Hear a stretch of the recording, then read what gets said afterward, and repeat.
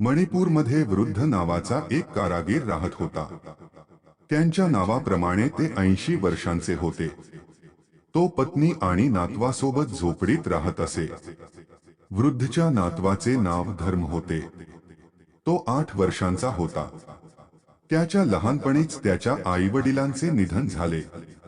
तेव्हापासून आजी आजोबा त्याचे आईवडील झाले। धर्म हा पातळ आणि अशक्त होता। तो आपल्या सोबतच्या मुलांसोबत खेळत नव्हता। नेहमी आजोबांसोबत राहायचे। आजोबांसोबत डोंगरात हिंडायचे। आजोबा दगड स्वच्छ करून त्यांचे तुकडे करून कलाकुसरीचे काम करत असत तेव्हा ते कुठेतरी इकडे तिकडे फिरत असत। तो छिन्नी आणि हातोड्याने छोट्या बाहुल्या कोरायचा। धर्म ही मातीपासून बाहुल्या बनवत असे।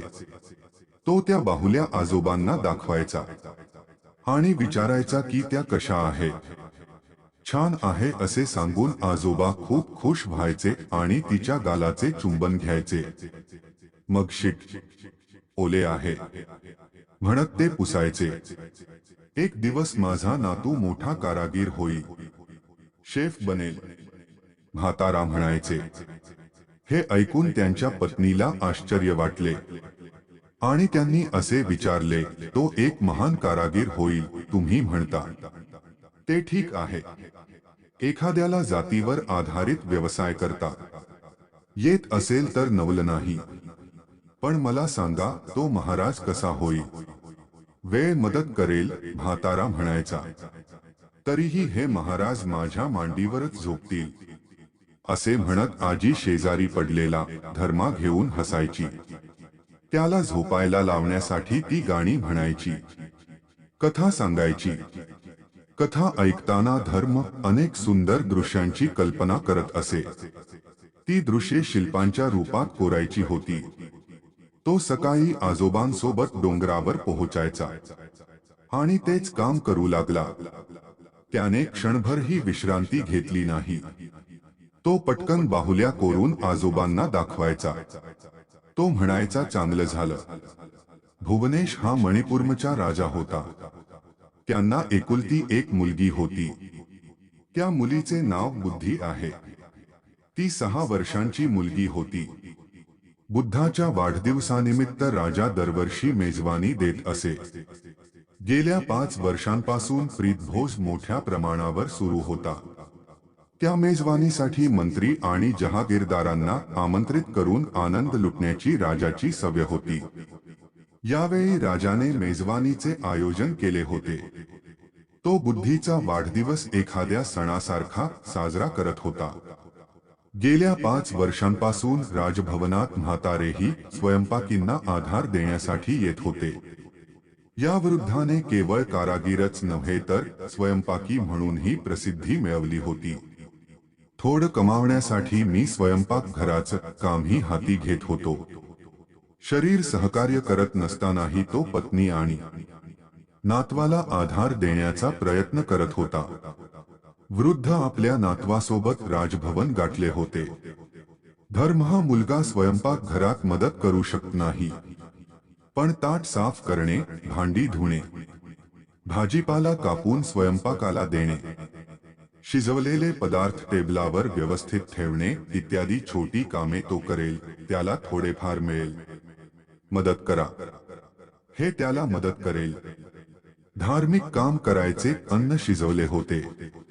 चौपालच्या टेबलावर धर्म थाट व्यवस्थित मांडत होता। टेबल एका टोकापासून दुसऱ्या टोकापर्यंत होते। या बाजूला आणि त्या बाजूला 100 जण बसून जेवणाची सोय आहे। टेबलावर प्रत्येक प्लेट व्यवस्थित ठेवत असताना धर्मला एक बाहुली दिसली। वाघाची बाहुली, जुनी बाहुली, संगमरकरांची बाहुली। ती ठीक आहे, पण तिची दाढी तुटली आहे। त्याला ते आवडले नाही। तुटलेली दाढी असलेला वाघ हा मांजरासारखा आहे असा विचार करून धर्म हसला। राजकन्या बुद्धीने धर्माला हसताना पाहिले। तू का हसतोस? बुद्धीने विचारले। उत्तर देण्यापूर्वी धर्माने बुद्धीकडे मोठे डोळे करून पाहिले। माझ्या मनात विचार आला की राजकुमारी बाहुलीसारखी सुंदर आहे. तुझी वाघाची बाहुली अजिबात ठीक नाही. धर्म म्हणाले, ब्र नसेल तर इथे कशाला? फेकून देई. बुद्धी म्हणाली, टेबलावरून बाहुली ओढण्याचा प्रयत्न केला. म्हाताऱ्याने त्याला पाहिले. त्याला नकार दिला आणि धावतच तिथे पोहोचला. सर्वांनी समजावूनही त्याचे मन मान्य नव्हते. एकीकडे बुद्धी बाहुलीला खाली ओढण्याचा प्रयत्न करत होती आणि दुसरीकडे ती बाहुलीला घट्ट धरून ठेवण्याचा प्रयत्न करत होती. बाहुली खाली पडू नये म्हणून त्याची पकड सैल झाली. बुद्धिमत्तेची ताकद जास्त होती. बाहुली खाली पडली. त्याचे तुकडे तुकडे झाले. तुटलेली बाहुली पाहून म्हातारी अस्वस्थ झाली. बाहुली तुटण्याचे कारण राजकन्या असेल तर राजा मान्य करणार नाही. त्याच्या मुलीला शिक्षा करणार नाही. म्हातारीला वाटले की समोर दिसणारा नातूच तिला शिक्षा करेल. रडणाऱ्या आजोबांना पाहून धर्माला दुःख झाले. का रडतोस दादा? आम्ही वाघापेक्षा चांगली बाहुली कोरून इथे ठेवू. म्हातारा म्हणाला, ते लगेच कोण कोरेल? बुद्धीने विचारले. मी कोरे. धर्म म्हणाले, मग माझे पोर्ट्रेट कोरू. राजकन्येने विनंती केली. चला जाऊया. धर्म म्हणाले. राजकन्येचा हात धरला. आजोबांनी नकार दिला. नाही बेटा, नाही. राजाने पाहिलं तर गडबड होईल. पण आजोबांनी माझी समजूत काढण्याचा प्रयत्न केला तरी ते राजी झाले नाही. त्याने बुद्धीला किचनमागे घेतले. स्वयंपाकींनी धर्माला किचनमधून राजकन्येला घेऊन जाताना पाहिले. काय झालं? काय झालं असं विचारत त्यांनी म्हाताऱ्याला घेरलं. वृद्धाने काय घडले ते सांगितले. धर्म राजकन्येचा पुतळा लगेच कोरू शकतो का? अशक्य, सगळे म्हणाले. तुम्ही कोरीव काम केले तर चांगले होईल. कल्पना करा, तिथे सर्वजण मेजवानीसाठी एकत्र येत आहेत.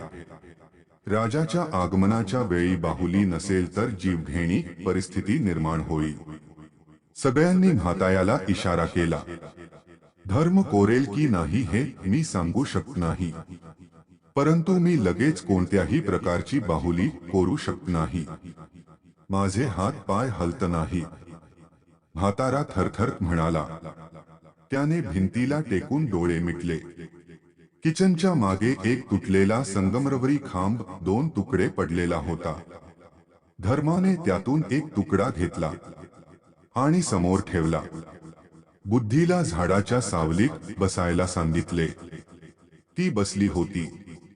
त्याची बुद्धिमत्ता पाहून त्याने वेगाने शिल्प कोरण्यास सुरुवात केली. मोठे कपाळ, मोठे डोळे, कयासारखे नाक, लहान लाल ओठ, शहाणपणाचा चेहरा गोल चंद्रासारखा आहे. तसेच धर्माभिमुख कोरीव काम करताना म्हाताऱ्यासह सर्व स्वयंपाकी त्याच्याकडे टक लावून पाहू लागले. अर्ध्या तासात बुद्धीची सुंदर कलाकुसर तयार झाली. हुबेहूब बुद्धिमत्तेप्रमाणे आहे असे सर्वांनी सांगितले.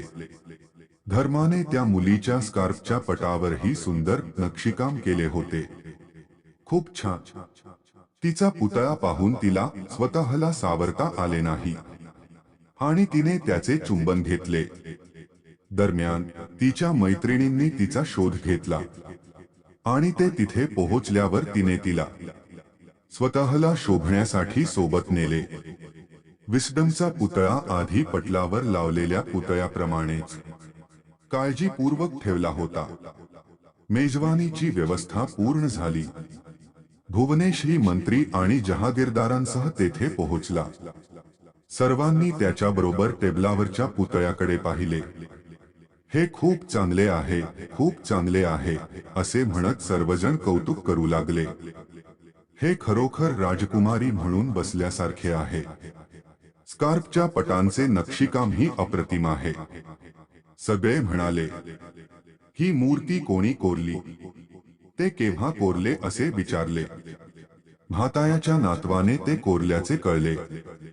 त्या दोघांनाही आत जा, भुवनेशने आदेश दिले. धर्म हा थरथरत्या आजोबांसह राजापर्यंत पोहोचला. तुझं नाव?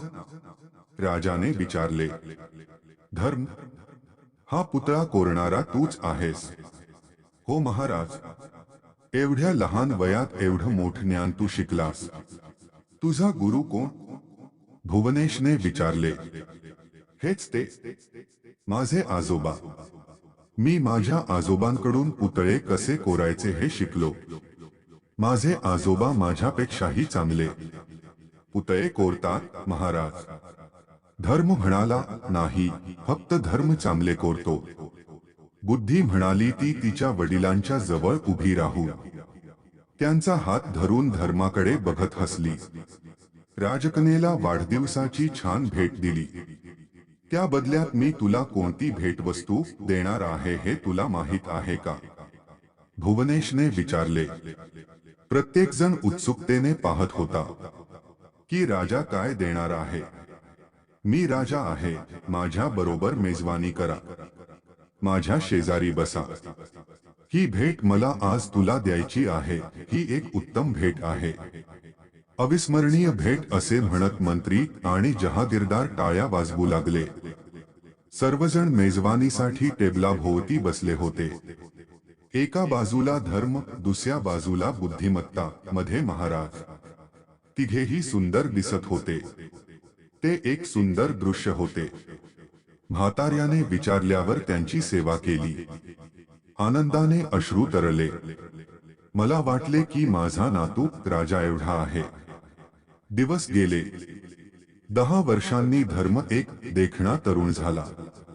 राजकुमारी बुद्धी अतिशय सुंदर झाली. दोघांनीही बालपणीच्या स्नेहाचे रूपांतर प्रेमात केले. लग्न झाले. काही दिवसातच धर्म राजकुमार झाला. मी सांगितलं ना, नशीब चमकलं तर माझा नातू राजा होईल. झालं की नाही? असा कोणताही दिवस नव्हता म्हाताऱ्याने बायकोला असे विचारले नाही. हो, झालं. तुझं होणार असं वाटत होतं. असे सांगून आता असा एकही दिवस उरला नाही. आणि धर्मच्या आजीने तिची नजर हटवली नाही. दिवस फुलासारखे वाढत आहेत आणि पौर्णिमेसारखे निघून जातात. दिवस दुप्पट, रात्र चौपट असे त्यांचे जीवन आहे.